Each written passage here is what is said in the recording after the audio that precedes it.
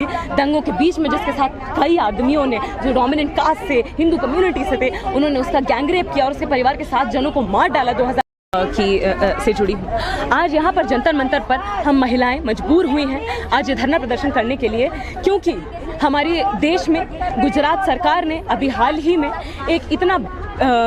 शर्मनाक और इतना आप क्या कहेंगे दिल दहला देने वाला एक ऐसा फैसला लिया है जहां पर बिल्किस बानो जो एक 21 साल की गर्भवती औरत थी, दंगों के बीच में जिसके साथ कई आदमियों ने जो डोमिनेंट कास्ट से हिंदू कम्युनिटी से थे उन्होंने उसका गैंगरेप किया और उसके परिवार के 7 जनों को मार डाला 2002 के गुजरात दंगों में। उनको ये सरकार 14 साल की सजा के बाद, जबकि उनको लाइफ इम्प्रिजनमेंट आजीवन कारावास मिला था, 14 साल के बाद गुजरात सरकार ये फैसला निकालती है कि इन्हें रिहा कर देना चाहिए और उसके बाद मालाओं से मिठाइयों से उनका स्वागत किया जाता है, उनके पैर छुए जाते हैं। किस लिए? ये बहुत कुछ कहता है। ये इस देश में जो बहुसंख्यक हमारी महिलाएं हैं, जो दलित परिवारों से आती हैं, पिछड़े परिवारों से आती हैं, अल्पसंख्यक समुदाय से आती हैं, जो लोअर इनकम फैमिलीज से आती हैं, उनके लिए इस सरकार को 2 पैसे की चिंता नहीं है। ये वही प्रधानमंत्री हमारे देश में 11 तारीख रक्षाबंधन के दिन अल्पसंख्यक समुदाय की महिलाओं के साथ देश में दिखावा करने के लिए अपने हाथ पर राखी बंधवाते हैं और कुछ दिनों बाद हम ये फैसला देखते हैं जिसमें साफ साफ तौर पर इतने जघन्य अपराध के लिए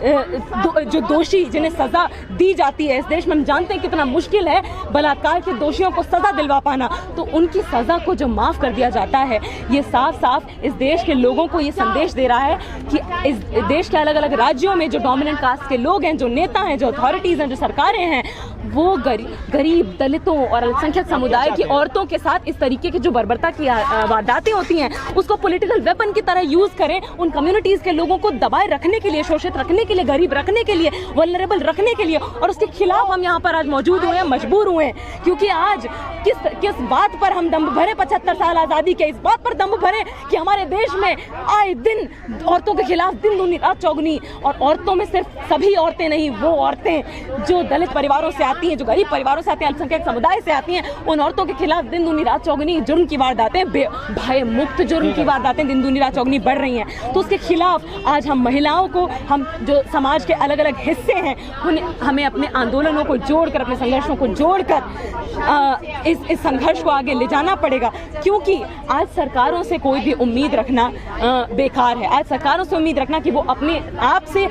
महिला और गरीब महिला के हक में, दलित महिला के हक में, अल्पसंख्यक महिला के हक में नीतियां बनाएंगी, उसकी सुरक्षा की तैयारी करेंगी, उसकी सुरक्षा के लिए काम करेंगी, ये संभव नहीं है। आज तक हम ऐसे समाज में रहते हैं कि जब तक हम संघर्ष ना करें हमारे हक की कोई बात नहीं सरकार तक पहुंचती है, सत्ता तक नहीं पहुंचती है। और यहाँ से हम सत्ता को, गुजरात सरकार को, बीजेपी सरकार को ये साफ साफ बता देना चाहते हैं कि सबसे पहले हमारी मांग है कि ये जो फैसला इसको वापस लिया जाए, क्योंकि ये केवल अल्पसंख्यक समुदाय की महिलाओं को लेकर ये फैसला नहीं है। ये फैसला इस बात को दिखाता है कि किस तरीके से वीर सावरकर के समय से लेकर आज जो बजरंग मुनि जैसे लोग यूपी के स्टेट्स में ये खुला आह्वान करते हैं कि आप जाकर दलितों की औरतों, मुस्लिम समुदाय, अल्पसंख्यक समुदाय की औरतों को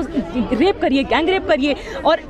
ये क्या दिखाता है? ये साफ साफ ये दिखाता है कि आप भटकावे की राजनीति और लोगों को गरीब और शोषित रखने की राजनीति में केवल और केवल जो रसूखदार लोग हैं, वर्ग हैं, उनको आप मजबूत करना चाहते हैं, उनके अच्छे दिन लाना चाहते हैं, और महिलाओं के हक की सरकार को कोई चिंता नहीं है।